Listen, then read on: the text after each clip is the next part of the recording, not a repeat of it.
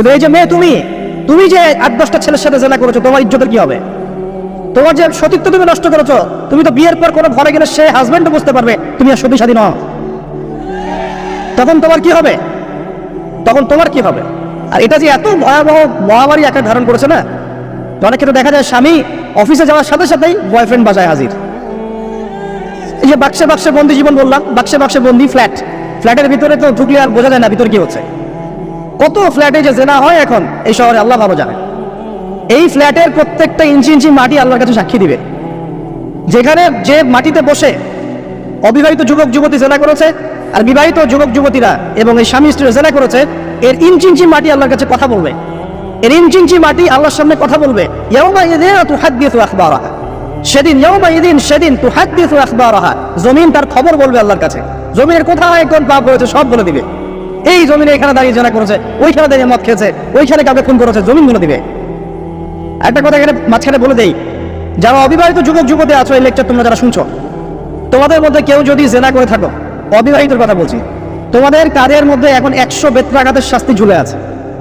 সূরা নূরের 1 থেকে 3 নম্বর আয়াত করে দেখবে, অবিবাহিত যুবক যুবতী যদি জেনা করে তাদের শাস্তি হচ্ছে 100 বেত্রাঘাত, তাও জনসমক্ষে, এবং এক বছরের জন্য নির্বাসন। এই বিধানগুলো যদি পৃথিবীর কোনো দেশেও না থাকে, আসমানে আছে। মরার সাথে সাথেই এই বিধান কার্যকর হবে ইনশাআল্লাহ। বাঁচার মধ্যে কি একটাই উপায় আছে। এই লেকচার কানে চলে গেছে, অনতিবিলম্বে ওযু করবে। ওযু করে খালেস ভাবে রাতের শেষ রাতে জায়নামাজ বিছাবে। জায়নামাজ বিছিয়ে আল্লাহর সামনে দাঁড়িয়ে 2 রাকাত নামাজ পড়বে। পড়ে নিজের পাপের কথা স্মরণ করে চোখ দিয়ে দরদর করে পানি ফেলে দিবে। আল্লাহকে সিজদা গিয়ে বলবে, আল্লাহ আমি জিনা করেছি, আমাকে মাফ করে দাও। আমার এই পাপের কথা কেউ জানে না, তুমি জানো, মাফ করে দাও।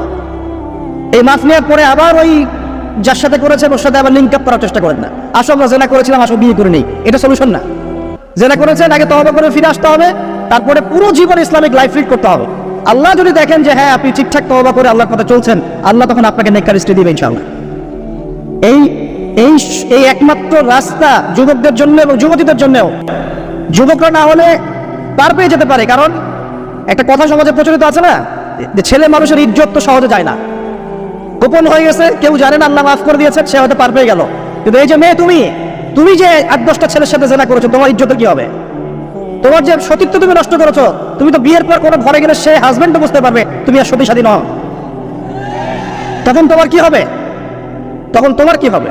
বিবাহিত যারা আছে, এই যে দেবর আর ভাবি, এই যে শালি আর দুলা ভাই, মধুর সম্পর্ক না এগুলো?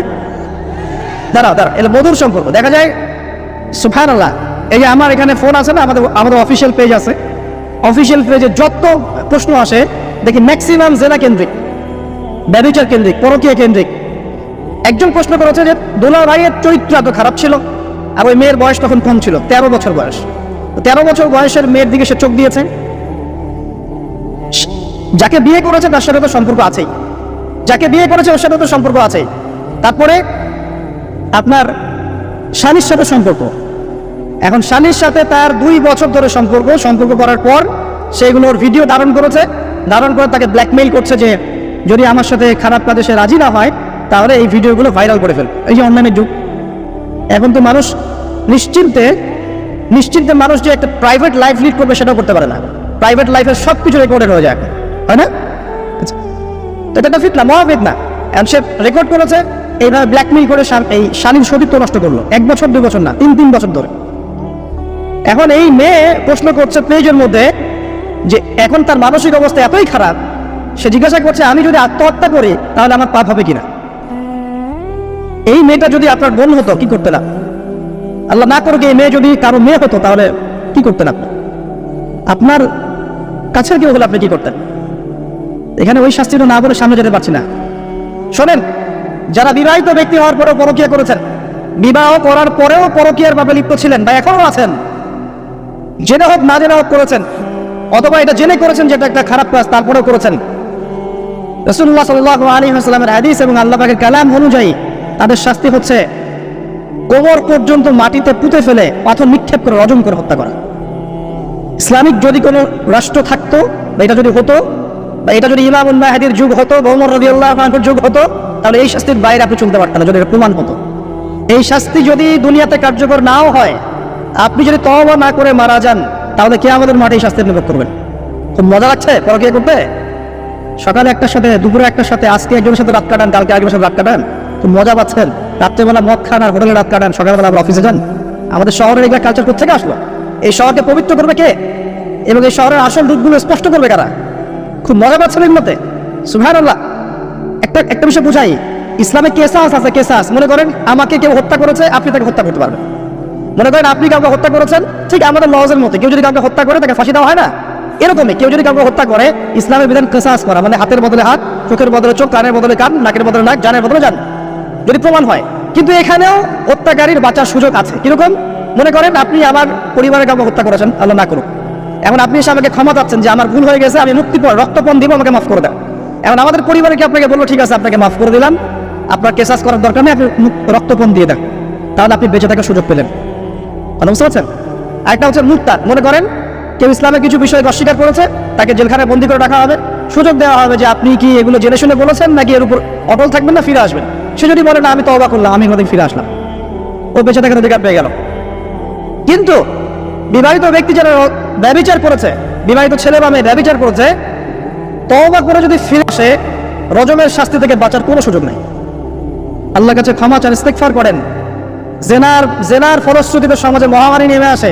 জেনা, পরকীয়া, অশ্লীলতার কারণে সমাজে এমন সব রোগ ব্যাধির উদ্ভব হয় যেগুলো কখনো ছিল না। এই শহরটা জেনার শহর, আমাদের এই ঢাকা শহর জেনার শহর।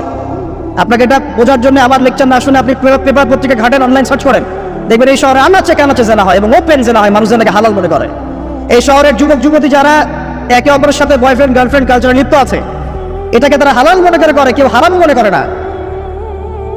কত বড় সাহস দেখায়। আর রাস্তা দিয়ে আমরা হেঁটে গেলেও বয়ফ্রেন্ড গার্লফ্রেন্ড এসে আমাদেরকে সালাম দেয়, বুঝুন আমাদের জন্য একটু দোয়া করেন। তো প্রত্যেকটা পার্কে যাবেন, এই যে আপনাদের রেস্টুরেন্টগুলোতে যাবেন, দর্শনীয় যে স্পটগুলো সেখানে যাবেন, বেধার সে জানা হচ্ছে, জিনা আর জানা। আমি এই যুগের কথাই বলছি। নবী সাল্লাল্লাহু আলাইহি ওয়াসাল্লাম বলছেন, আমাদের নবী বলছেন, আমার উম্মতের একটা অংশ, সবাই না, আমার উম্মতের একটা অংশ অবশ্যই জেনাকে হালাল করে নেবে, অবশ্যই মদকে হালাল করে নেবে, মদ পান করবে কিন্তু মদের নাম অন্য দিবে, এবং তারা গান বাজনা, বাদ্যযন্ত্র, নর্তকীদেরকে হালাল মনে করে নিবে। নবী সাল্লাল্লাহু আলাইহি ওয়াসাল্লাম বলেছেন, যখন সমাজে এরকম পাপ বাড়ে তখন সমাজে এমন সব রোগ ব্যাধি আসে যা আগে কখনো ছিল না। এবং এদের ব্যাপারে নবীজি বলেছেন, একদিন সকালবেলা আল্লাহ পাক এদেরকে বানর এবং শুয়োর বানিয়ে দিবেন। কিয়ামতের আগে এই ঘটনাও ঘটবে, বিকৃত হবে, ভূমিধস, ভূমিকম্প, ভূমিধস এবং আকৃতির বিকৃতি, এগুলো আযাব আসবে আল্লাহর পক্ষ থেকে, এই জেনা, এই ব্যভিচার, এই পরকীয়া, নোংরামি, অশ্লীলতার কারণে। ঘরে ঘরে এগুলো বয়ফ্রেন্ড গার্লফ্রেন্ড কালচার। কেউ মনে করে না যে এগুলো হারাম, কেউ মনে করে না যে আমার এই যে সহপাঠী আমার গায়রে মাহারাম, এই গায়রে মাহারাম শব্দটাই নাই। কাজিন, চাচাতো বোন, মামাতো বোন, খালাতো বোন, এই যে কাজিন, এরা জেনা করছে। কি দেখা বাকি রেখেছে এই যুগে আমরা? এই যুগে আমরা দেখছি যে নিজের মেয়ের সাথে পিতার শারীরিক সম্পর্ক। পেপার পত্রিকা পড়েন, একটু অনলাইন ঘাটেন, দেখেন কোন যুগে আছেন আপনি। সমাজের ন্যায় অন্যায়, হক বাতিলের মানদণ্ডই উল্টে যাবে। মানুষ ন্যায়কে অন্যায় মনে করবে, অন্যায়গুলোকে ন্যায় মনে করে নিবে। কোনো মানদণ্ড নাই। আমাদের শহরের এই অবস্থা, শান্তিতে কিভাবে ঘুমাবেন আপনি? নিশ্চিত থাকবেন কিভাবে? কখন যে আল্লাহর গজব চলে আসে। কোরআনে একটা আয়াত আছে, যখন আল্লাহ পাকের গজব আসবে তখন শুধু জালেমদের উপর খাস করে আসবে না। আলেমদেরকে জিজ্ঞাসা করেন, আলেম ওলামাদেরকে জিজ্ঞাসা করেন, যখন আল্লাহর গজব আসবে জালেমদের উপরে শুধু খাস ভাবে আসবে না, সবার উপরে আসবে। তা আমি খুব ভালো মানুষ, ওয়াজ করছি, নসিহত করছি, পার পেয়ে যাবে এমন ভাবার সুযোগই নাই। আপনাকে আপনার সাধ্য মতো অন্যায়ের প্রতিবাদ করার চেষ্টা করতে হবে। লাতা'মুরুন্না বিল মা'রুফ, নবীজি বলছেন অবশ্যই তোমরা সৎ কাজের আদেশ করো। ওয়ালা তানহাউন্না আনিল মুনকার, অবশ্যই অসৎ কাজে নিষেধ করো। আও লা ইউশিকান্নাল্লাহু আন ইয়াবআথা আলাইকুম ইকাবাম মিন, অন্যথায় আমি আশঙ্কা করি তোমাদের উপর আল্লাহর পক্ষ থেকে বিশাল গজব আসবে। সুম্মা তাদউনাহু, এরপর তোমরা সবাই আল্লাহর কাছে দোয়া করবে, আল্লাহ গজব সরিয়ে দাও। লা ইউস্তাজাবু দুআকুম, তোমাদের দোয়া কবুল করা হবে না।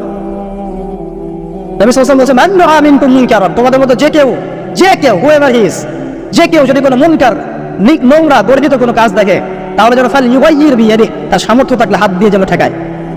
সামর্থ্য থাকলে হাত দিয়ে যেন ঠেকায়। যাদেরকে আল্লাহ পাক হাত দিয়ে ঠেকানোর ক্ষমতা দিয়েছেন তাদেরকে আল্লাহ জিজ্ঞাসাবাদ করবেন, কেন ঠেকালে না তুমি? জেনার লাইসেন্স দিলে কেন? মদের লাইসেন্স দিচ্ছে কেন? ঠেকালে না কেন? তুমি অন্যায় কাজকে ঠেকালে না কেন? যদি তুমি না পারো, ওয়াইল্লাম ইয়াস্তাতি, যদি সে না পারে তাহলে ফাল ইউগাইয়ির বিলিসানি, তাহলে যেন মুখ দিয়ে সেটা প্রতিবাদ করে। এই যে মুখ দিয়ে প্রতিবাদ করার ক্ষমতা আলেম ওলামার আছে, যাদের হাতের ক্ষমতা নেই, মুখের ক্ষমতা আছে। সেটাও যদি না পারে, ওয়াইল্লাম ইয়াস্তাতি, সেটাতেও যদি সে সক্ষম না হয়, ফাবিকলবি, তাহলে যেন অন্তর দিয়ে ঘৃণাটা পর্যন্ত করে। বিদায়নিকে আদআফুল ঈমান, এটা হচ্ছে ঈমানের সবচেয়ে নিকৃষ্ট একটা অবস্থা, সর্বনিম্ন অবস্থা। এর নিচে ঈমানের কোনো অবস্থাই নাই। তার মানে অন্যায় দেখে আমাদের যাদের মনে কোনো ফিলিংসই কাজ করছে না, তার মানে আমাদের ঈমান নাই আসলে।